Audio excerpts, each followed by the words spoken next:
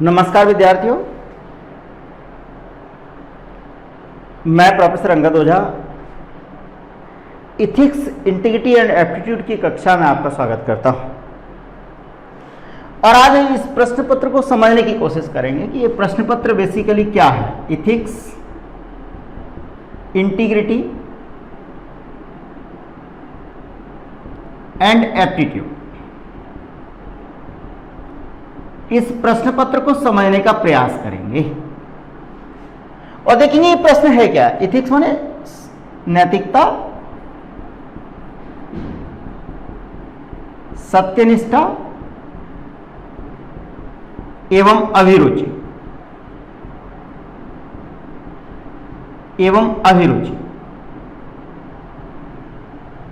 इस प्रश्न पत्र को समझने की कोशिश करेंगे। ये प्रश्न पत्र कहां है, क्यों पढ़े आखिर हम। मेरा पढ़ने का तरीका यही है, देखिए पढ़ने का तरीका ये समझने की कोशिश करो। मैं सबसे पहले ये सेंटर बनाता हूं, क्यों पढ़े हम, क्यों। फिर समझ में आएगा कैसे पढ़ें और फिर उसके बाद तीसरे डायमेंशन में अपन जाएंगे क्या पढ़ें। लेकिन कई विद्यार्थी क्या करते हैं, क्या पढ़ें, कैसे पढ़ें, क्यों तक पहुंच ही नहीं पाते। इस तरह से चलते हैं। लेकिन हम लोग ऐसे नहीं चलेंगे, क्यों से कैसे, कैसे से क्या। तो सवाल यह है कि इस इथिक्स प्रश्न पत्र को हम क्यों पढ़ें। आदरणीय विद्यार्थियों, एमपीपीएससी मध्य प्रदेश लोक सेवा आयोग एक परीक्षा आयोजित कराती है जिस परीक्षा का नाम है सिविल सेवा परीक्षा। कौन सी परीक्षा? सिविल सेवा परीक्षा। और सिविल सेवा परीक्षा की मुख्य परीक्षा का पेपर 4, मुख्य परीक्षा पेपर 4, प्रश्न पत्र 4, प्रश्न पत्र 4 मुख्य परीक्षा में सम्मिलित है जिसको कहते हैं इथिक्स, इंटीग्रिटी एंड एप्टीट्यूड। इसलिए पढ़ना जरूरी है। अगर हमें अंतिम रूप से चयनित होना है तो प्रारंभिक परीक्षा को पास करने से ही काम नहीं चलेगा, मुख्य परीक्षा ही देनी पड़ेगी। और मुख्य परीक्षा का पेपर 4 यही है, इथिक्स, इंटीग्रिटी एंड एप्टीट्यूड। अगर आप मेरी बात समझ रहे हैं और क्लास में ही बैठे हैं तो यूपीएससी भी एक संस्था है, संघ लोक सेवा आयोग, जो कौन सी परीक्षा, यद्यपि संघ लोक सेवा आयोग विभिन्न तरह की परीक्षा कराती है लेकिन एक परीक्षा कौन सी कराती है? सिविल सेवा परीक्षा। यूपीएससी कौन सी परीक्षा कराती है? सिविल सेवा परीक्षा। और सिविल सेवा परीक्षा में भी मुख्य परीक्षा होती है और इसमें भी पेपर 4 है। मुख्य परीक्षा में पेपर 4, और मुख्य परीक्षा में जो पेपर 4 है उसका नाम ही है इथिक्स, इंटीग्रिटी एंड एप्टीट्यूड। आप लोग समझ रहे होंगे कि क्या एमपीपीएससी की परीक्षा में ये शुरू से ही प्रश्न पत्र सम्मिलित था या यहां भी ये शुरू से ही इथिक्स, इंटीग्रिटी एंड एप्टीट्यूड का प्रश्न पत्र सम्मिलित था।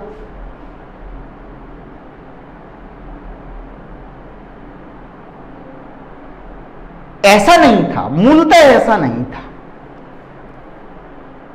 2013 में संघ लोक सेवा आयोग ने इसको अपने पाठ्यक्रम में सम्मिलित किया और 2014 में मध्य प्रदेश लोक सेवा आयोग ने अपने पाठ्यक्रम में इसको सम्मिलित किया। कई विद्यार्थी 2013 की मुख्य परीक्षा में पहली बार इथिक्स दिए, संयोग से वो सौभाग्य मुझे भी प्राप्त हुआ। पहली बार इथिक्स के पेपर को 2013 में संघ लोक सेवा आयोग ने शामिल किया। अब समझ में ये नहीं आता कि 2013 में यूपीएससी को ऐसा क्या हो गया कि उसको अपने पाठ्यक्रम में परिवर्तन करना पड़ा और परिवर्तन करने के बाद चौथे प्रश्न पत्र के रूप में इथिक्स, इंटीग्रिटी एंड एप्टीट्यूड, नैतिकता, सत्यनिष्ठा और अभिरुचि को सम्मिलित करना पड़ा। और 2014 में एमपीपीएससी ने कर लिया। ऐसा क्या हो गया, थोड़ा समझने की कोशिश करते हैं और समझने का प्रयास यह करते हैं, यह समझने का प्रयास करते हैं मित्रों। 2005 में आदरणीय प्रधानमंत्री थे मनमोहन सिंह। प्राइम मिनिस्टर कौन था? पीएम कौन थे? Shri MM Singh, doctor Manmohan Singh, doctor MM Singh. मनमोहन सिंह जी प्रधानमंत्री थे, डॉक्टर मनमोहन सिंह प्रधानमंत्री थे। बढ़िया, प्रधानमंत्री थे, अच्छी बात है, देश की जनता ने उन्हें निर्वाचित चुनाव प्रधानमंत्री थे।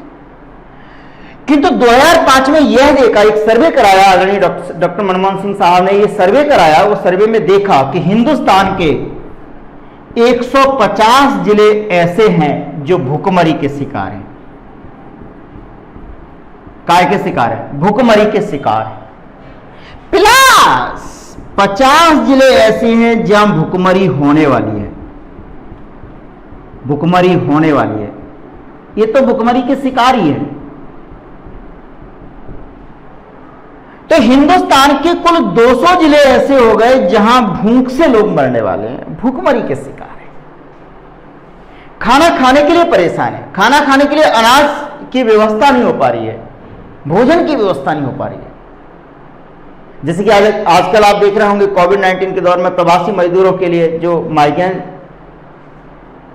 लोग हैं, एक जगह से दूसरे स्थान पर जा रहे हैं, तो सरकार प्रयास कर रही है, यथासंभव प्रयास कर रही है। कई समाजसेवी संस्थाएं भी यथासंभव प्रयास कर रही हैं कि उनको भोजन मिल जाए, लेकिन यह महामारी के दौरान है। किंतु मूल रूप से उस समय सामान्य रूप से 2005 में 200 जिले ऐसे थे हिंदुस्तान के जो भूखमरी के शिकार थे।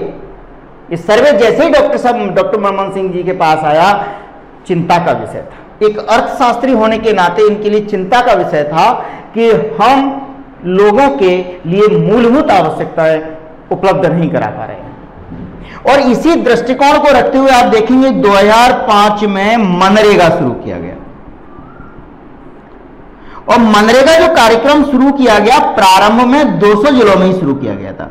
आप अगर मनरेगा का प्रारंभ देखेंगे तो प्रारंभ में ये हिंदुस्तान के 200 जिलों में शुरू किया गया मनरेगा। वो कौन से जिले थे, कौन से चिन्हित जिले थे? वह जिले 150 वे जिले जो भूखमरी के शिकार होने वाले थे, 50 हो चुके थे और 50 वो जिले जो भूखमरी के शिकार होने वाले। अर्थात मनरेगा शुरू किया 200 जिलों में प्रारंभिक रूप से, फिर उसके बाद इसको नेक्स्ट स्टेज में 330 जिलों में और संपूर्ण भारत में लागू है। संपूर्ण भारत में लागू है मनरेगा। बात समझ रहे हैं? ये भूखमरी क्यों? ये 200 जिलों के लोगों ने क्या अपराध किया है मित्रों कि वो भूखमरी के शिकार हो रहे हैं? क्या संसाधनों पर उनका अधिकार नहीं है? क्या पृथ्वी पर वह उनको जिंदा रहने का अधिकार नहीं है? आखिर क्यों? मनमोहन सिंह जी के लिए चिंता का विषय। चिंताएं एक पक्षीय होती तो समझ में आता है, चिंताएं एक दूसरे पक्ष से भी उभर के सामने आने लगी। और दूसरा ये हम समझने का कोशिश कर रहे हैं कि 2013 में संघ लोक सेवा आयोग ने इथिक्स के पेपर को अपने पाठ्यक्रम में इंट्रोड्यूस क्यों किया, क्यों सम्मिलित किया? चिंता यह आने लगी कि द्वितीय प्रशासनिक सुधार आयोग बना, जिसके अध्यक्ष वीरप्पा मोइली जी। द्वितीय प्रशासनिक सुधार आयोग, द्वितीय प्रशासनिक सुधार आयोग, second ARC, administrative reform commission, अध्यक्ष कौन? जिसके अध्यक्ष कौन? श्री वीरप्पा मोइली जी। वीरप्पा मोइली जी के अध्यक्षता में द्वितीय प्रशासनिक सुधार आयोग बना और इसने ये इसलिए बनाया कि अनुशंसाएं करिए, आप सिफारिशें करिए कि प्रशासन में किस तरह से सुधार हो सकता है। एक चौंकाने वाला तथ्य निकल के आया, इस प्रशासनिक सुधार आयोग की चौथी रिपोर्ट आई बेटा। ध्यान से समझ लेंगे। इस चौथी रिपोर्ट आई, फोर्थ रिपोर्ट आई इस एडमिनिस्ट्रेटिव रिफॉर्म कमीशन की। और ये फोर्थ रिपोर्ट क्या बता रही थी? फोर्थ रिपोर्ट का नामकरण ही क्या था? फोर्थ रिपोर्ट का नामकरण था शासन में नैतिकता। शासन में नैतिकता। फोर्थ रिपोर्ट का नामकरण क्या था मित्रों? शासन में नैतिकता, इथिक्स इन गवर्नेंस। अब संकट आ गया। ये 200 जिले भूखमरी के शिकार और मनमोहन सिंह जी को रिपोर्ट मिली। बोले ये रिपोर्ट क्या कर रही है? बोले शासन में नैतिकता। अर्थात बेसिक सुविधाओं की डिलीवरी करने का, बेसिक सुविधाएं प्रदान करने का जो कार्य होता है वो किसके पास होता है? प्रशासनिक कार्यपालिका के पास। आदरणीय कलेक्टर साहब, आदरणीय डिप्टी कलेक्टर साहब, तहसीलदार साहब, पटवारी साहब, समस्त कार्यपालिका के लोग, प्रशासनिक कार्यपालिका के लोग क्या करते हैं? लोगों को सुविधाएं प्रदान करते हैं, सरकार की नीतियों के क्रियान्वयन के लिए उत्तरदायी होते हैं, जवाबदेह होते हैं। और समझ में आने लगा कि शासन में नैतिकता की कमी है, जिसकी वजह से इस तरह की परिस्थितियां उत्पन्न हो रही। और ये यूपीएससी ने 2007 से 2008 से ये सोचना शुरू कर दिया कि आखिर ये शासन में नैतिकता में सुधार कैसे हो। शासन में नैतिकता लेके कैसे आए? Fourth report of the second ARC, द्वितीय प्रशासनिक सुधार आयोग की चौथी रिपोर्ट। मनमोहन सिंह जी ने कहा कि ये कैसे हो सकता है, बोले ये प्रशासनिक अधिकारियों को नैतिकता का पाठ पढ़ाया जाए। प्रधानमंत्री जी ने कहा कि प्रशासनिक सुधार आयोग, प्रशासनिक व्यवस्था के जो लोग हैं, प्रशासनिक पदों पे लोग हैं, उनको नैतिकता का पाठ पढ़ाओ। नैतिकता क्या हम इनको नैतिकता सिखाते हैं? क्या हम नैतिकता बताते हैं? किसको नैतिकता बताते हैं? बोले प्रशासन को, प्रशासन के लोगों को, प्रशासन के लोगों को, पदाधिकारियों अधिकारियों को क्या हम नैतिकता सिखाएं? बोले कैसे सिखाते हैं? तो यूपीएससी से पूछा कि आप इसको आप चूंकि रिक्रूटमेंट बॉडी हैं, आप भर्ती करते हैं, भर्ती प्रक्रिया आपके हाथ में है, तो क्या आप IAS IPS जो अन्य अधिकारियों का, सिविल सेवकों का जो आप चयन करते हैं, क्या उन सिविल सेवकों को नैतिकता संबंधी कोई पाठ पढ़ाते हैं? तो यूपीएससी ने कहा हाँ पढ़ाते हैं। बोले कहाँ? बोले लाल बहादुर शास्त्री अकादमी मसूरी। बोले अब प्रशिक्षण के दौरान पढ़ाते हैं।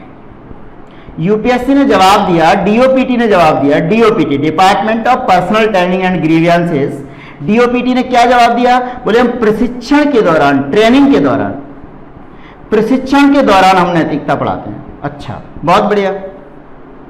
अगर आप लोग IAS बन के जाएंगे तो लाल बहादुर शास्त्री अकादमी मसूरी में प्रशिक्षण करेंगे, और अगर आप डिप्टी कलेक्टर बनेंगे तो RCPB नरोन्ना भोपाल प्रशासनिक अकादमी प्रशिक्षण देंगे।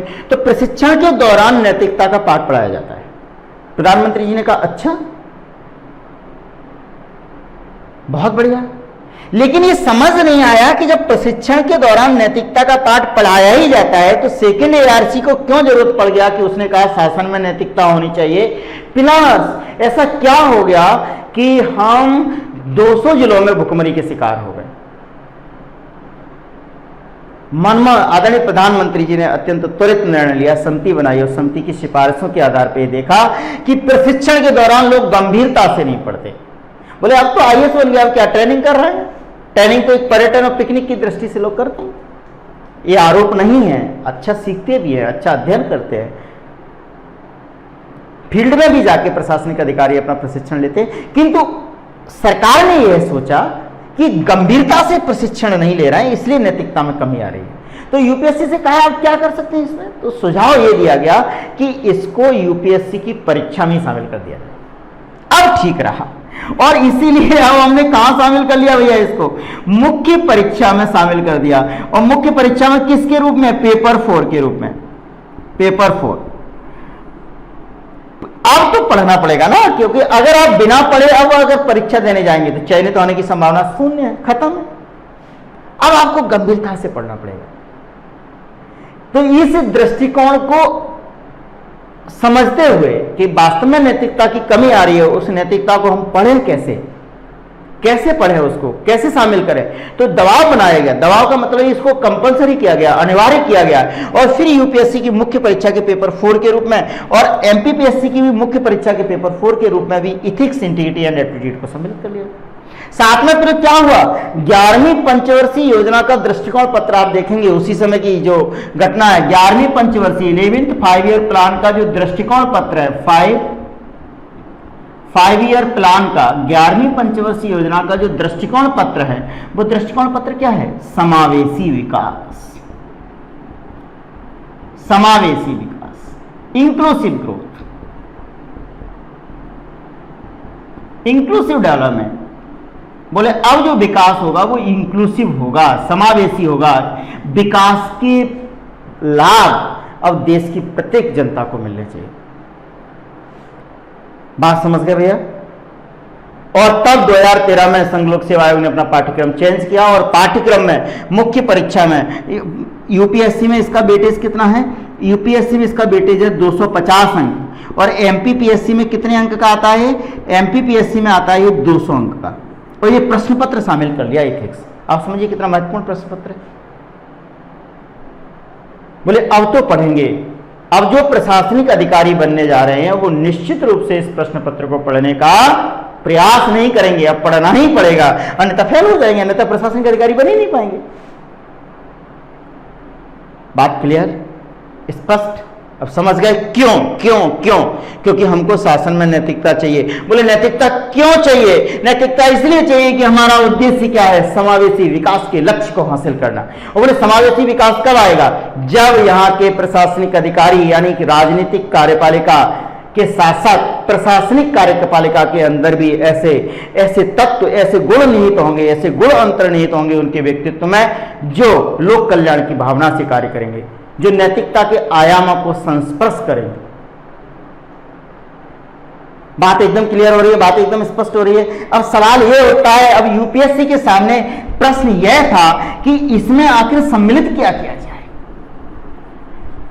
इस प्रश्न पत्र में आखिर क्या है, इसके पाठ्यक्रम को कैसे डिजाइन किया जाए, जिसको किस तरह से हम इसके पाठ्यक्रम को डिजाइन करें, और हम इस प्रश्न पत्र के पाठ्यक्रम का तार्किक तरीके से विभाजन करेंगे और तार्किक तरीके से अध्ययन करने की कोशिश करेंगे। पाठ्यक्रम का विभाजन कैसे किया जाए? बोले नैतिकता चाहिए, बहुत बढ़िया, समझने की कोशिश करते हैं नैतिकता का मतलब क्या है, नैतिकता क्या चाहिए।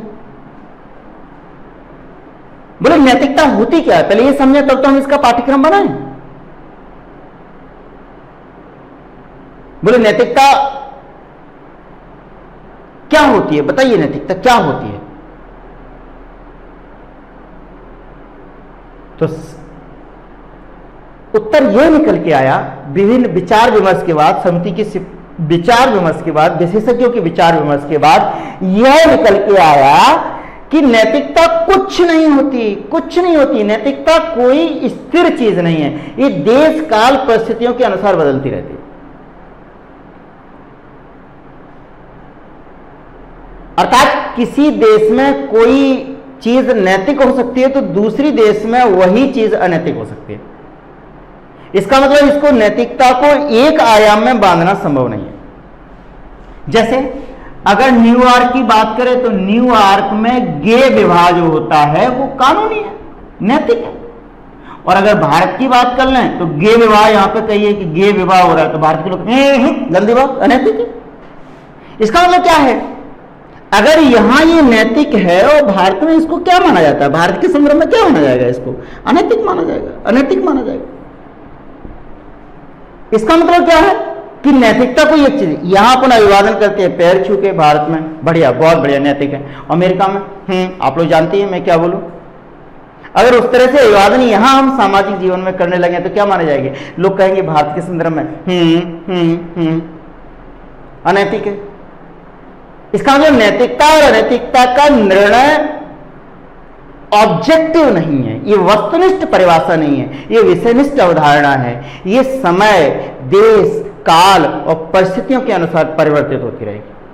फिर नैतिकता है क्या एक्चुअली है क्या, वे सिद्धांत, कौन से सिद्धांत है, नैतिकता का मतलब क्या होगा, वे सिद्धांत जो मानव व्यवहार व क्रियाओं को नियंत्रित करें, मानव व्यवहार व क्रियाओं को नियंत्रित करें और क्या करें, वो शुभ जीवन की प्राप्ति के लिए, कौन सी जीवन की प्राप्ति के लिए भैया, शुभ जीवन की प्राप्ति के लिए, शुभ जीवन की प्राप्ति के लिए उपयुक्त हों।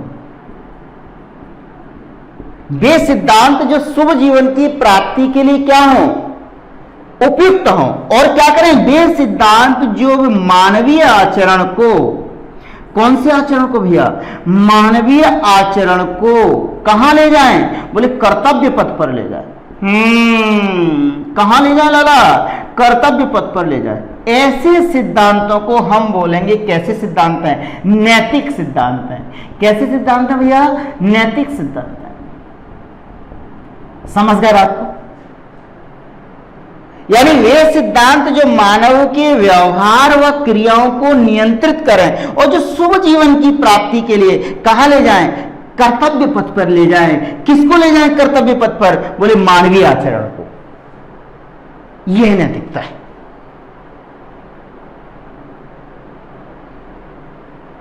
अगर हम पुराने संदर्भ में बात करें तो पुराने संदर्भ में हो सकता है भगवान को प्रसन्न करने के लिए लोग पशुओं की बलि, नर बलि की मान्यता को मान्यता देते हो, लेकिन वर्तमान संदर्भ में आधुनिक समाज में बिल्कुल स्वीकार नहीं है। यानी नैतिकता समय के अनुसार बदली या नहीं बदली? बोलो भैया, बोलो ना। नैतिकता अमेरिका और भारत के अनुरूप बदली या नहीं बदली? बोलो ना भैया।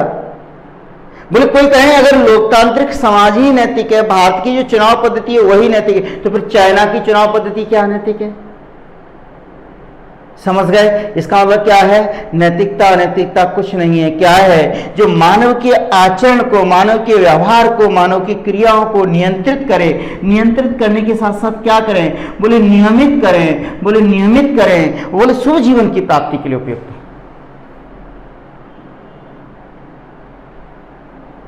अब बोले कैसे, तय कैसे होगा कि शुभ जीवन है? यानी पाठ्यक्रम का विश्लेषण कर रहे हैं, पाठ्यक्रम बना रहे हैं। जब हम ही लोग पाठ्यक्रम बना लेंगे नैतिकता का, तो पढ़ने में तो फिर तो आसानी है, हलवा हो जाएगा फिर तो। बोले क्या करेंगे? बोले नैतिकता के दो सिद्धांत, दो तरीके से हम नैतिकता समझने की कोशिश करेंगे। बोले कितने तरीके से? बोले दो तरीके से। कितने तरीके से? बोले दो तरीके से हम लोग समझने की कोशिश करेंगे। एक ऐसे लोग हैं जो उपयोगितावादी सिद्धांत, नैतिकता का उपयोगितावादी सिद्धांत अपनाएंगे। उपयोगितावादी सिद्धांत में क्या करेंगे? अगर परिणाम अच्छे हैं, क्या अच्छे हैं बेटा? परिणाम अच्छे हैं, तब कहते हैं तब कार्य भी अच्छे होंगे, कार्य भी अच्छे होंगे। इसे बोलते हैं यूटिलिटेरियन दृष्टिकोण, यूटिलिटेरियन अप्रोच। बोले यदि परिणाम अच्छे हैं तो कार्य अच्छे किए होंगे, प्रक्रिया भी ठीक होगी। यानी यह किस पे?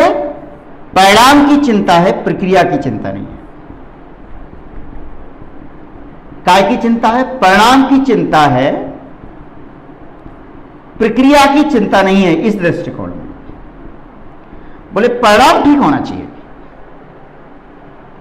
प्रक्रिया कुछ भी हो, रिजल्ट अच्छा आना चाहिए। यानी इस दृष्टिकोण में कई बार अनैतिक प्रक्रिया को भी, अनैतिक प्रोसेस को भी शामिल किया जा सकता है। जैसे एक उदाहरण के द्वारा समझने की कोशिश करते हैं। मान लीजिए एक नाव है, ये नाव बना लेते हैं। इसमें 6 लोग बैठे हुए हैं। कितने हो गए? 5, 1, 6। नाव जा रही है। नैतिकता, कुछ नैतिकतावादी ऐसे भी है, कुछ नैतिकतावादी ऐसे भी है। नाव जा रही है, जाने दो नाव। इसमें पानी भरने लगा, नाव डूबने वाली है। मल्ला ने कहा कि यदि इसमें से एक आदमी उतर जाए या एक आदमी नदी में कूद जाए तो 5 के 5 बच जाएंगे, अदरवाइज 6 के 6 रहेंगे तो 6 के 6 इसमें डूब के मर जाएंगे। तो उपयोगितावादी लोग क्या कहेंगे? वो कहेंगे ठीक है ना, 5 को बचा लेते हैं, परिणाम तो अच्छा है ना, 5 बच रहा है। अदरवाइज परिणाम क्या हो रहा है? 6 के 6 समाप्त हो रहा है। अब मान लीजिए इसमें मंत्री जी बैठे हैं, विधायक बैठे हैं, सांसद बैठे हैं, कलेक्टर साहब बैठे हैं, एसपी साहब बैठे हैं, और ये प्रोफेसर भी बैठे हैं, प्रोफेसर साहब बैठे हैं। तो उपयोगितावादी दृष्टिकोण से क्या किया जाएगा? ये लोग क्या करेंगे? बोले प्रोफेसर को फेंक दो। किसको फेंक दो? प्रोफेसर को नदी में फेंक दो, तो बाकी 5 लोग क्या हो जाएंगे? सेफ हो जाएंगे। भैया समझिए, परिणाम तो अच्छा है, परिणाम तो अच्छा है, किंतु प्रक्रिया उचित नहीं थी, क्योंकि आपने एक व्यक्ति की क्या ले ली? जान ले ली। और यदि दूसरा दृष्टिकोण क्या है? दूसरा दृष्टिकोण क्या है? डीऑन्टोलॉजिकल दृष्टिकोण, डीऑन्टोलॉजिकल अप्रोच। यह अप्रोच क्या कहता है? यह अप्रोच ये कहता है कि प्रक्रिया उचित होनी चाहिए, प्रक्रिया उचित होना चाहिए, परिणाम की चिंता नहीं, परिणाम की चिंता नहीं। बोले प्रक्रिया उचित होना चाहिए, अर्थात साधन उचित हो, साधन उचित हो, साधन उचित हो, साध्य सुतः उत्तम होगा, साध्य सुतः उत्तम होगा। बात समझ रहे हैं? बिल्कुल क्लियर है, स्पष्ट दृष्टिकोण है। डिओन्टोलॉजिकल अप्रोच ये कहती है कि जो आप प्रक्रिया अपना रहे हैं वो प्रक्रिया उचित होनी चाहिए, परिणाम कुछ भी हो, परिणाम की चिंता नहीं करेंगे। गीता के संदर्भ में क्या लिखेंगे? कर्मण्येवाधिकारस्ते मा फलेषु कदाचन। कर्म करो, कर्म भी उचित तरीके से करो। तो ये डिओन्टोलॉजिकल अप्रोच वाले जो नैतिकतावादी हैं वो इस प्रोसेस को नहीं अपनाएंगे, जबकि ये लोग इस प्रोसेस को क्या कर लेंगे? अपना लेंगे। ये कहेंगे नहीं नहीं प्रोफेसर को मत फेंको, मत फेंको, जीव की हत्या अपराध है, जा रहा है बेचारा एथिक्स पढ़ाने वाला प्रोफेसर, रोक लेंगे। ये कहेंगे जाने दो, पास तो बच रहे हैं। तो इस तरह की आपके पास जब प्रशासनिक जीवन में इस तरह की परिस्थितियां उत्पन्न होंगी तब आपको देखना पड़ेगा कि आप उपयोगितावादी दृष्टिकोण का पालन करें या डिओन्टोलॉजिकल अप्रोच का पालन करें। बोले साधन उचित होना चाहिए, साधन उचित होना चाहिए, साध्य अपने आप उचित होगा। और इस अप्रोच के लोग क्या कहते हैं? इस अप्रोच के लोग यह कहने की कोशिश करते हैं बेटा कि व्यक्ति यदि अच्छा होगा, व्यक्ति का चरित्र यदि अच्छा होगा, चरित्र यदि अच्छा होगा, चरित्र का मतलब कार्य, चरित्र को भी अपन परिभाषित करेंगे। व्यक्ति का यदि चरित्र अच्छा होगा तब वह कार्य भी अच्छा करेगा, कार्य भी अच्छा करेगा, ऐसा मान के चला जाता है। यदि किसी व्यक्ति का सॉफ्टवेयर अच्छा होगा तो ऐसा मान के चला जाएगा कि वो अनैतिक कार्य करने में बड़ा संकोच करेगा और करेगा ही नहीं, ऐसा मान के चलते। व्यक्ति का अगर चरित्र अच्छा है, चरित्र अच्छा है तो कार्य भी अच्छा करेगा। मतलब साधन और साध्य अप्रोच को वो क्या करेगा? स्वीकार करेगा। यानी यदि आपका साध्य अच्छा है, क्या अच्छा है? साधन अच्छा है तो साध्य भी अच्छा होगा। और इस सिद्धांत को अपन बोलते हैं सद्गुण आधारित सिद्धांत, सद्गुण आधारित सिद्धांत बोलेंगे, सद्गुण आधारित सिद्धांत। यानी व्यक्ति के अंदर सद्गुणों का समावेश किया जाए। अब देखिए, अब हम लोग सिलेबस डिजाइन करने जा रहे हैं एथिक्स का। बोले यदि व्यक्ति अच्छा है तो वो काम भी अच्छा करे। बोले व्यक्ति को अच्छा बनाए कैसे? व्यक्ति को अच्छा बनाए कैसे?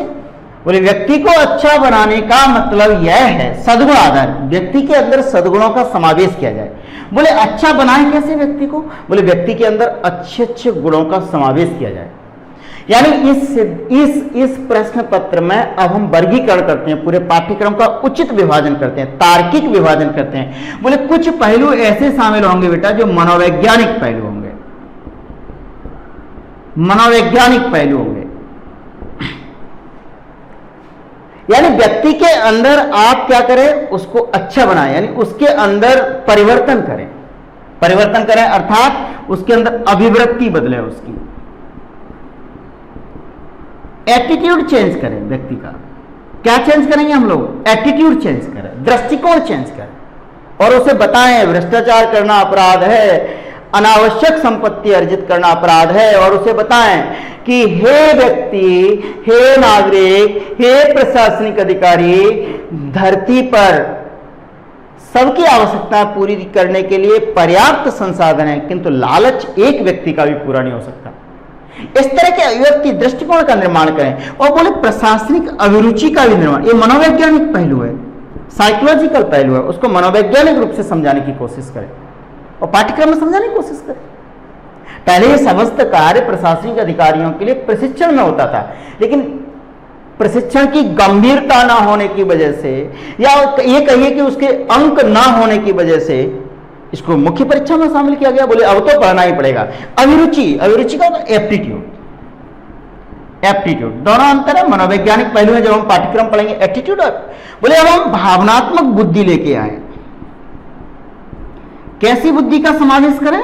देखिए मनोवैज्ञानिक पहलू है पाठ्यक्रम के, भावनात्मक, इमोशनल इंटेलिजेंस, दूसरे की कई बार बिन अनकही बातों को भी समझ जाते हैं। कैसी पहलू? अनकही बातों को ही समझ जाते हैं। बोले क्या लेके आए? बोले इसके साथ साथ समानुभूति लेके आए हैं, समानुभूति, इंपैथी। अगर कोई व्यक्ति दुखी है तो वैसा ही देखें, वैसा ही समझने की कोशिश करें जैसा उसके उस व्यक्ति की जगह अपने आप को रख के देखें। भावनात्मक बुद्धि। कई बार सामने वाले व्यक्ति की अनकही बातों को भी समझ जाए। कैसे कि देखी सुधामा की दीन दशा, करुणा करके करुणा निधि रोए, और पानी परात को हाथ छुओ नहीं, नैननी के जल सु पग धोए। समानुभूति का चरम स्तर। सुदामा ने कहा नहीं कृष्ण से कि मैं दुखी हूं, दरिद्रता है, दरिद्रता ने मुझे घेर रखा है, लेकिन मित्रता का देखिए कि परहित सरिस धर्म नहीं भाई, पर पीड़ा सम नहीं अदमाई। देख सुदामा की दीन दशा, करुणा करी के करुणा निधि रोए, पानी परात को हाथ छुओ नहीं, नैननी के जल सो पग धोए। ये उत्कृष्ट स्तर होना चाहिए भावनात्मक बुद्धि और समाज, यानी दूसरों की भावनाओं को समझना, बिना कहे समझना। क्योंकि आप उच्च प्रशासनिक पदों पे हैं और आम जनता को आपसे तारतम्य बिठाना अत्यंत दुष्कर कार्य है। आपसे बातचीत नहीं कर पाएंगे, कम्युनिकेशन स्किल उतना अच्छा नहीं है। सामने खड़ा है व्यक्ति, आप प्रशासनिक अधिकारी हैं, आप समझिए इसकी आवश्यकताएं क्या है। हम इसको समावेशी विकास के लक्ष्य को कैसे हासिल कर सकते हैं, विकास की प्रक्रिया में इसको किस तरह से सहभागी बना सकते हैं। तो इसलिए आपके अंदर मनोवैज्ञानिक पहलुओं का समावेश किया जाए। बोले और क्या किया जाए? बोले दया, और क्या? बोले करुणा, और क्या? बोले सहिष्णुता, टॉलरेंस, सहिष्णुता, ऐसे विचारों को लिया जाए। और क्या लिया जाए? बोले सत्यनिष्ठा।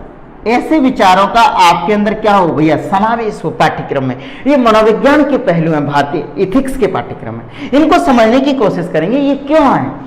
बोले व्यक्ति को अच्छा बनाओ। क्या बनाओ? व्यक्ति को अच्छा बनाओ। बोले व्यक्ति अगर अच्छा नहीं बने, उसकी अभिवृत्ति बदल ही नहीं रही है, तो क्या करें? तो उसको बताओ भैया तुम प्रशासनिक सेवा में जा रहे हो। कहां जा रहे हो? प्रशासनिक सेवक बनने के लिए जा रहे हो, लोक सेवक बनने के लिए जा रहे हो। इसलिए समझने की कोशिश करो कि आपके अंदर इन गुणों का समावेश होना चाहिए। बोले नहीं, व्यक्ति अच्छा नहीं हो रहा है, नहीं हो रहा है, अच्छा नहीं हो रहा है, नहीं हो रहा है, तो उसको बताओ कि सिविल सेवक के लिए लोक सेवा, सिविल सेवक के लिए, सिविल सेवक के लिए, बोले आप सामान्य, बोले आप नौकरी करने नहीं आ रहे हैं, एसडीएम बनना, आईएएस बनना, प्रशासनिक अधिकारी बनना, ये नौकरी नहीं है, ये विद्यार्थियों एक अवसर है जो आपको मिला है समाज सेवा के लिए, कल्याणकारी कार्य करने के लिए। नौकरी करिए आप, नौकरी नहीं है ये, क्या है? एक अवसर है जो संयोग से विभिन्न परिस्थितियों के अनुकूलन से आपको यह अवसर मिला है, तो इस अवसर का आप लाभ उठाइए और कल्याणकारी कार्य करिए। बोले सिविल सेवक के लिए आधारभूत मूल्यों का विकास होना चाहिए, आधारभूत मूल्य। और जब ये आधारभूत मूल्य आएंगे तो इसमें क्या आ जाएगा? लोक प्रशासन के पहलू। हमारे पाठ्यक्रम में क्या शामिल किया गया बेटा? लोक प्रशासन के पहलू, पब्लिक एडमिनिस्ट्रेशन के पहलुओं को भी हमारे पाठ्यक्रम में शामिल किया गया है। आप समझिए, पब्लिक एडमिनिस्ट्रेशन मतलब जवाबदेहिता। बोले जो काम करने के लिए आप नियुक्त हैं तो आपकी जवाबदेही है या नहीं है? बोलो ना भैया। आपने यदि कोई निर्णय लिया है प्रशासनिक अधिकारी होने के नाते, तो जनता को उसे अवगत कराओ। पहली तो बात ये समझ जाइए, आप जनता के लिए है, जनता आपके लिए नहीं है। बोले आप कलेक्टर क्यों? बोले जनता है इसलिए कलेक्टर है, जनता ही नहीं रहेगी तो काय के कलेक्टर, काय के डिप्टी कलेक्टर। तो यानी आप अपने निर्णय से उनको अवगत कराइए, यानी पारदर्शिता होनी चाहिए, पारदर्शिता होनी चाहिए। और क्या होना चाहिए? बोले सिटीजन चार्टर होना चाहिए नागरिकों के लिए। और क्या होना चाहिए? बोले आपके कार्यों में वस्तुनिष्ठता होनी चाहिए। ये प्रशासनिक पहलू है, वस्तुनिष्ठता होनी चाहिए, ऑब्जेक्टिविटी होना चाहिए। यानी आप किसके आधार पर निर्णय लें? बोले गुणानुक्रम के आधार पर निर्णय लें। किसके आधार पर निर्णय लें? गुणानुक्रम के आधार पर। गुणानुक्रम को कई विद्यार्थी समझ रहे होंगे, पता नहीं सर क्या बोल रहे हैं। मेरिट के आधार पर निर्णय लें। आप नौकरी समस्त जनता की करेंगे या किसी विशेष राजनीतिक दल की, किसी विशेष मंत्री की, किसी विशेष पदाधिकारी की? बोले नहीं, हमारे लिए तो सब एक जैसे हैं। कैसे? कबीर का दर्शन। बोले कैसे? कि कबीरा खड़ा बाजार में, मांगे सबकी खैर, ना काऊ से दोस्ती ना काऊ से बैर। यानी आपकी क्या होना चाहिए, बोले निष्पक्षता होनी चाहिए आपके अंदर। कैसा मूल्य आना चाहिए, निष्पक्षता आनी चाहिए, गैर पक्षपात, गैर पक्षपात अर्थात राजनीतिक तटस्थता के मूल्य होने चाहिए। इन मूल्यों को भी हम लोग देखने की कोशिश करेंगे। राजनीतिक तटस्थता, नॉन पार्टी, मतलब किसी राजनीतिक दल से हमें कोई लेना देना नहीं है, भले ही हमारी हमारा मूल्य, हमारी जो आंतरिक सोच है, वो आंतरिक सोच भले ही किसी राजनीतिक दल के से समर्थन कर सकते हैं आप लोग, लेकिन लोकतंत्र में आपको अपने विचार रखने का अधिकार। लेकिन जब आप कार्य करेंगे तो कार्य में किसी भी राजनीतिक विचारधारा, कोई भी राजनीतिक विचारधारा परिलक्षित नहीं होनी चाहिए, अर्थात राजनीतिक तटस्थता होनी चाहिए। बोले और क्या होना चाहिए, बोले और क्या होना चाहिए, बोले और प्रशासनिक मूल्यों क्या होना चाहिए, बोले code of conduct, code of conduct, code of conduct क्या होना चाहिए, बोले आचरण संहिता, आचरण संहिता। और क्या होना चाहिए, बोले नैतिक संहिता, code of ethics, code of ethics, code of ethics, code of conduct, ये भी आपके लिए क्या होने चाहिए, निर्धारित किए जाने चाहिए, निर्धारित किए जाने चाहिए, निर्धारित किए जाने चाहिए। कोड ऑफ कंडक्ट भी और कोड ऑफ इथिक्स भी, ये प्रशासनिक पहलू है, ये लोक प्रशासन से संबंधित पहलू है जिनको आपके पाठ्यक्रम में क्या किया गया है, सम्मिलित किया गया है। बेटा पहले व्यक्ति के अंदर सॉफ्टवेयर को ठीक करो, उसके मनोवैज्ञानिक पहलुओं को समाप्त करने की, अच्छा करने की कोशिश करो, फिर उसे बताओ भैया आप सिविल सेवक बनने जा रहे हैं, इसलिए आपके पास फाउंडेशनल वैल्यूज हैं। और सबसे बड़ा फाउंडेशनल वैल्यूज क्या है, आधारभूत मूल्य क्या है बेटा, वो आधारभूत मूल्य भारत का संविधान। कहां का संविधान, आपका धर्म ग्रंथ कौन है, संविधान। आपका कर्तव्य क्या है, संविधान के उद्देश्यों को लागू करना। आपकी विचारधारा किसके अनुरूप होनी चाहिए, बोले भारत के संविधान के अनुरूप। सवाल ये उठता है, पाठ्यक्रम बनाते समय समिति ने देखा कि कोई व्यक्ति फिर भी ना सुधरे तो फिर क्या करें। अब चिंतन का विषय है, कई लोग होते हैं ना कि सुधरते ही नहीं है, अब चिंतन का विषय, अब क्या करें। कोई व्यक्ति कहता है हम सुधर नहीं रहे, तो लोगों ने कहा कि हम बचपन में सीखे हैं, बचपन में क्या सीखे हैं, बोले कहानी सुनाने से। क्या सुनाने से, कहानियां सुनाने से, कहानियां सुनाने से लोग सुधर जाते हैं, कहानियां सुनाने से लोग सुधर जाते हैं। मैं इन चीजों को यहां लिख देता हूं, कोड ऑफ इथिक्स यानी आचरण संहिता, यहां लिख देता हूं साथ में, आचरण संहिता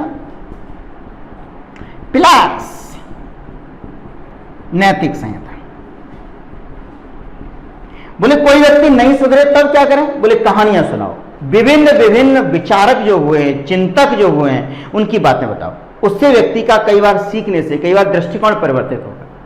तो इस पाठ्यक्रम का तीसरा जो महत्वपूर्ण पहलू है, वो महत्वपूर्ण पहलू क्या है बेटा, दार्शनिक पहलू,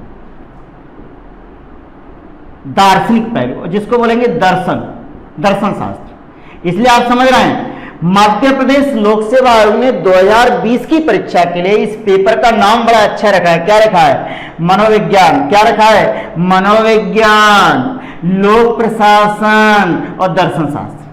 पाठ्यक्रम का उचित विभाजन कर दिया है। यानी एमपीपीएससी ने 2020 के लिए क्या नाम रखा है, एमपी। तो हम इस पाठ्यक्रम को किस तरह से देख रहे हैं विद्यार्थियों, कि कुछ मनोविज्ञान के पहलू जिनसे हम क्या करें, अभिवृत्ति निर्माण कर सकें, अभिरुचि निर्माण कर सकें, भावनात्मक बुद्धिमत्ता भी देख सकें, वगैरह वगैरह, अभिरुचि भी देख सकें, भावना इमोशनल इंटेलिजेंस भी देख सकें, भावनात्मक बुद्धि भी देख सकें। बोले लोग सुधर नहीं रहे हैं, बोले अंदर भी ठीक कर लो, मूल्य भी सिखा दो, फिर भी नहीं सुधर रहे हैं, फिर क्या करें। बोलो समिति ने सोचा कि पाठ्यक्रम में कुछ उन पहलुओं को शामिल किया जाए, कुछ दार्शनिकों को शामिल किया जाए, कुछ चिंतकों को शामिल किया जाए, जिनके सिद्धांतों को पढ़ने से, जिनके सिद्धांतों को समझने से व्यक्ति का अंतर्मन शायद परिवर्तित हो जाए। तो तीसरा जो पहलू है इस पाठ्यक्रम का, वो पहलू है बेटा दार्शनिक पहलू, दार्शनिक पहलू। तीसरा पहलू जो पाठ्यक्रम का है वो पहलू है दार्शनिक पहलू। बोले कौन आएंगे इसमें, बोले चिंतक आ जाएंगे। बोले और कौन आ जाएंगे, बोले विचारक आ जाएंगे। चिंतक भी आएंगे, विचारक भी आएंगे। बोले करेंगे क्या चिंतक और विचारक, बोले क्या लाभ होगा इनसे, चिंतकों से, विचारक, दार्शनिक, इनसे क्या फायदा होगा? बोले ये जो चिंतक और विचारक है ना भैया, ये अनुभूति की प्रामाणिकता बताएंगे। इन्होंने जीवन में जो भी देखा है प्रामाणिक है वो बताएंगे। अनुभूति की प्रामाणिकता, अनुभूति की प्रामाणिकता। और क्या बताएंगे? और ये बताएंगे भोगे हुए यथार्थ का सच, भोगे हुए यथार्थ का सच बताएंगे।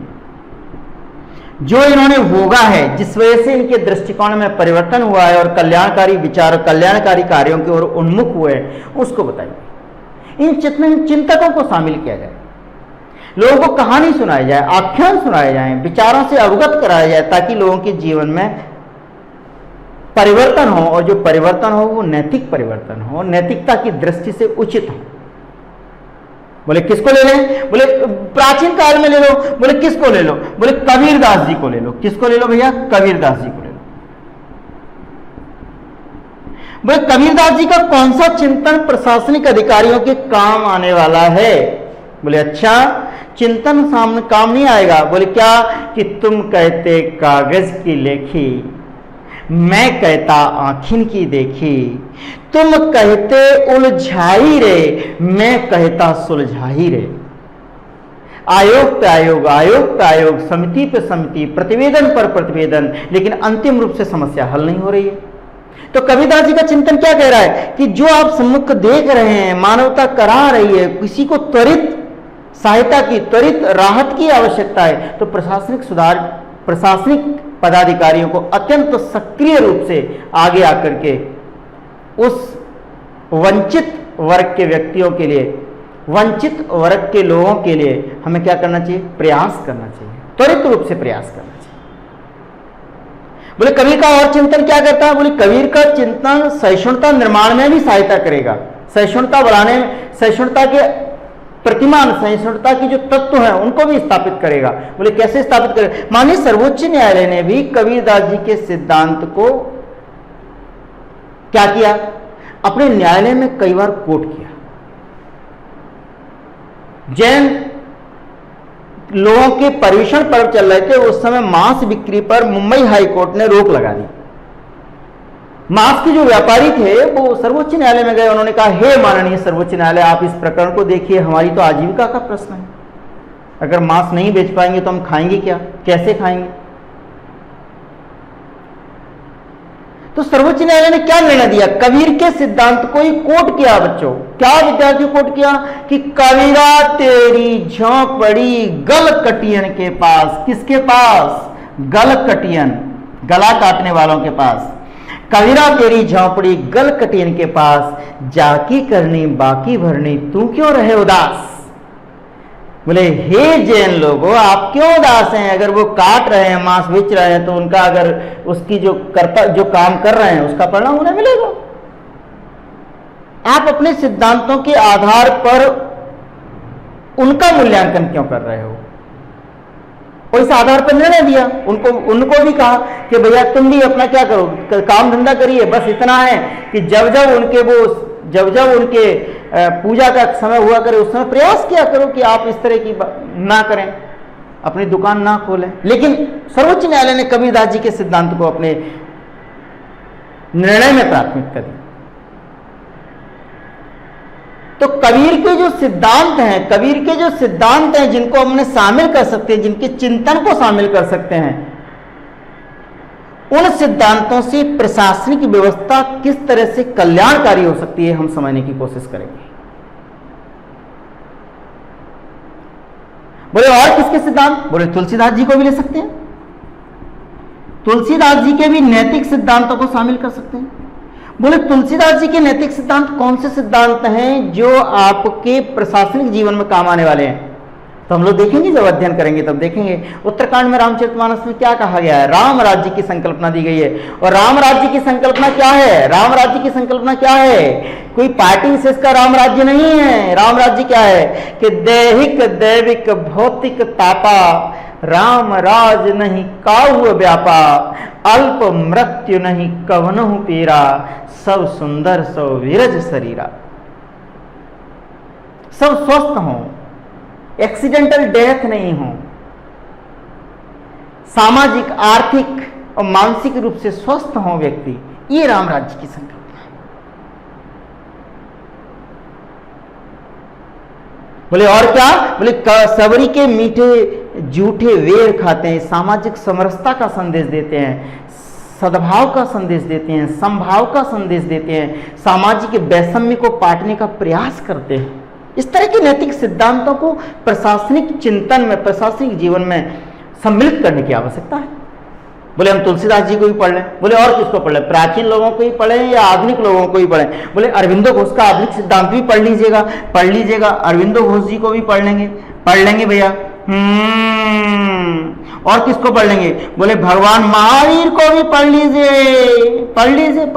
और किसको पढ़ेंगे? भगवान बुद्ध को भी पढ़ लीजिए। ये नैतिक सिद्धांत है। और किसको? बोले डॉक्टर बी.आर. अम्बेडकर साहब को भी पढ़ लीजिए, जिन्होंने संविधान निर्माण में अपनी महत्वपूर्ण भूमिका का निर्वहन किया। और किसको पढ़ेंगे? बोले डॉक्टर राम मनोहर लोहिया जी को भी पढ़ लीजिए, इत्यादि इत्यादि इत्यादि इत्यादि इत्यादि। ये दार्शनिक और अन्य दार्शनिक जो आपके पाठ्यक्रम में बहुत सारे दार्शनिक, 20 से 22 दार्शनिकों के चिंतन है, जिनसे सवाल भी पूछे जाते हैं, प्रश्न भी पूछे जाते हैं, इनको सम्मिलित करने का हम लोग प्रयास करें और इनके चिंतन को, इनकी अनुभूति की प्रामाणिकता को, इनके भोगे हुए यथार्थ के सच को, इनके द्वारा प्रतिपादित सिद्धांतों को समझने की कोशिश करेंगे और अपने अंदर समानुभूति और सहानुभूति और दया, करुणा, उत्तरदायित्व, सत्यनिष्ठा, जवाबदेहिता, पारदर्शिता, इस तरह के मूल्यों का विकास करेंगे। बात स्पष्ट है या नहीं? यानी हम व्यक्ति को समझाएंगे कहां से? मनोविज्ञान से, लोक प्रशासन से, दार्शनिक शास्त्र से, दार्शनिक पहलुओं से। बोले तब भी नहीं लोग समझेंगे। तब बोले भगवान राम खड़े थे समुद्र के सामने, हे समुद्र हमको रास्ता दे दो, हमको जाना है उस पार। समुद्र ने रास्ता नहीं दिया, तब भगवान राम ने क्या कहा? बोले राम सकोप तब भय बिन होय न प्रीत। बोले डर दिखाना पड़ेगा। बोले डर कैसे दिखाओगे? क्या है आपके पास? तो डर दिखाने के लिए हम लोग क्या करेंगे? डर दिखाने के लिए हम लोग क्या करेंगे भैया? डर दिखाने के लिए हम लोग क्या करेंगे? डर दिखाने के लिए हम लोग अपने पाठ्यक्रम में क्या शामिल कर रहे हैं? बोले पुलिस प्रशासन। बोले कुछ लोग डंडे से ही मारेंगे ना, तो उनको पुलिस प्रशासन के माध्यम से। बोले और किसके माध्यम? बोले दंड की व्यवस्था करेंगे। काय की व्यवस्था करेंगे? दंड की व्यवस्था करेंगे। और दंड की व्यवस्था करने के साथ साथ जैसे इसमें इस तरह के पाठ्यक्रम में क्या शामिल किया है? आईपीसी, सीआरपीसी, इनको सम्मिलित किया। और क्या शामिल किया बेटा? भ्रष्टाचार निरोधक अधिनियम, भ्रष्टाचार वाले जो पहलू है, भ्रष्टाचार निरोधक अधिनियम, प्रिवेंशन ऑफ करप्शन एक्ट अधिनियम, इसको समझने की कोशिश करेंगे। प्रिवेंशन ऑफ करप्शन एक्ट, इसको समझने की कोशिश करेंगे।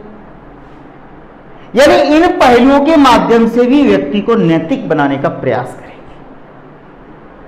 मेरी बात समझ रहे हैं? भ्रष्टाचार, सीबीसी, केंद्रीय सतर्कता आयोग, अन्य जो प्रावधान है, अन्य जो सिफारिशें हैं जो भ्रष्टाचार को रोकने के लिए आवश्यक हैं, उनको समझेंगे। प्लस इस पाठ्यक्रम में जो तीसरा पहलू उभर के समझ में आता है वो अत्यंत महत्वपूर्ण है। वो क्या है बेटा? केस स्टडी, या इसको हम लोग बोलेंगे एप्लाइड एथिक्स। एप्लाइड एथिक्स, जितने सिद्धांत अभी तक आपने पढ़े हैं पाठ्यक्रम में, उनको अब लागू करने का वक्त आ गया, उनको अप्लाई करने का वक्त आ गया। बोले क्या? ये विभिन्न तरह की परिस्थितियां उत्पन्न होंगी, उन परिस्थितियों का क्या निकाला जाएगा? बोले नैतिक समाधान। कैसा समाधान निकाला जाएगा? नैतिक समाधान। विभिन्न तरह की नैतिक दुविधाएं आपके जीवन में आएंगी, उनका समाधान निकाला जाएगा।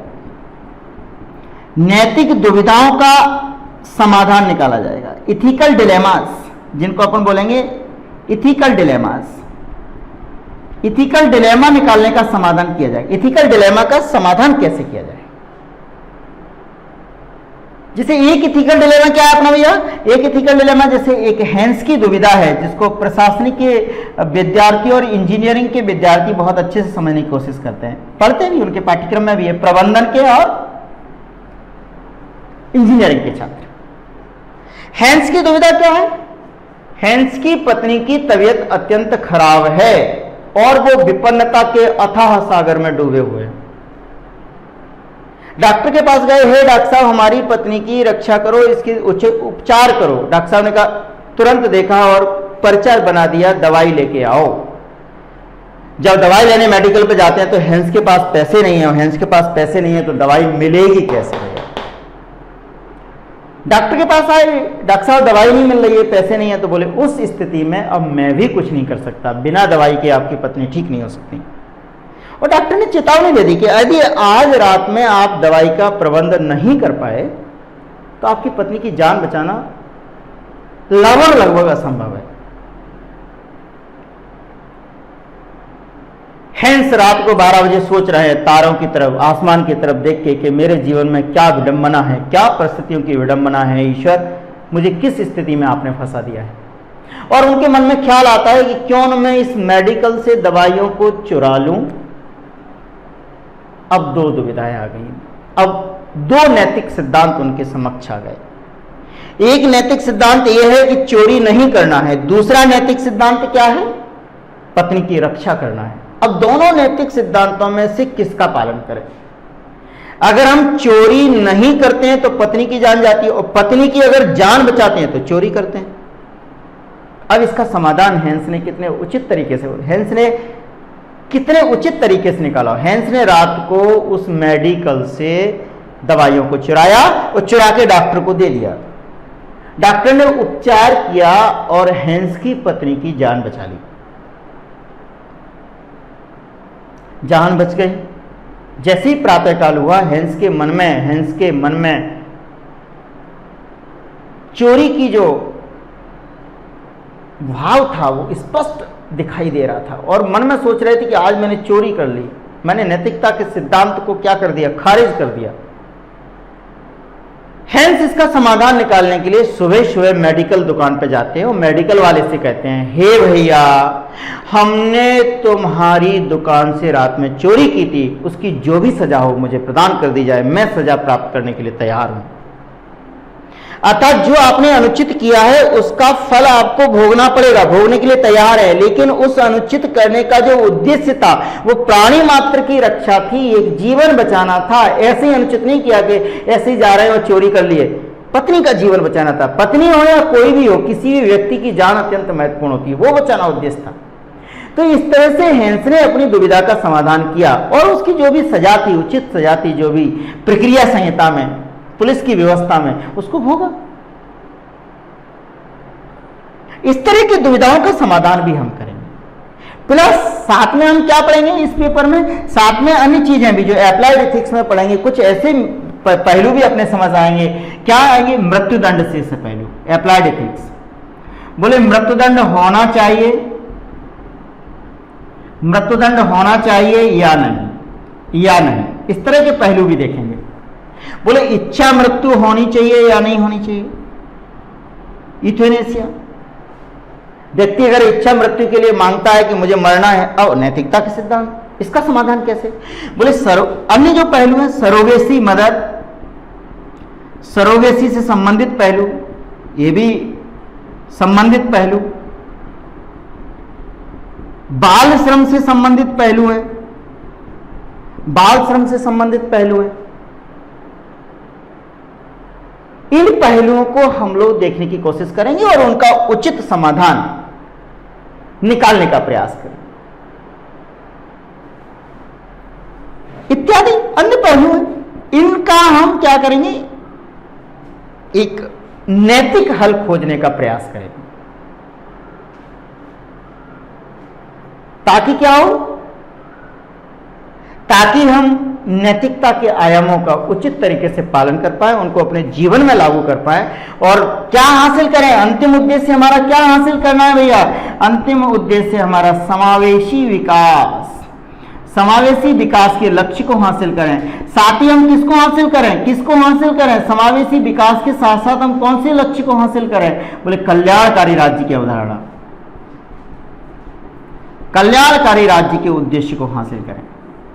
तो इस तरह से इस पाठ्यक्रम को डिजाइन किया गया है, निर्मित किया गया है, जिसके माध्यम से प्रशासनिक अधिकारियों के अंदर नैतिकता के आयाम, नैतिकता के उच्च नैतिक मूल्यों को स्थापित किया जा सके। चाहे वो मनोवैज्ञानिक पहलू हों, चाहे वो लोक प्रशासन के पहलू हों, चाहे वो दार्शनिक पहलू हों, या फिर अप्लाइड एथिक्स हो, अनुप्रयुक्त नैतिकता हो, जो नैतिकता के सिद्धांतों को प्रयोग करना है। तो हम सभी विद्यार्थी सब मिलके, आप और हम सब मिलके इस पाठ्यक्रम को पढ़ने का प्रयास करेंगे और पिछले वर्षों में आए हुए प्रश्नों को भी हल करेंगे और भविष्य के संभावित प्रश्नों को भी देखने की कोशिश करेंगे। तो अगली कक्षाओं से हम इसको पढ़ेंगे। आपके सुझाव और आपके प्रश्नों का सदैव स्वागत रहता है। धन्यवाद।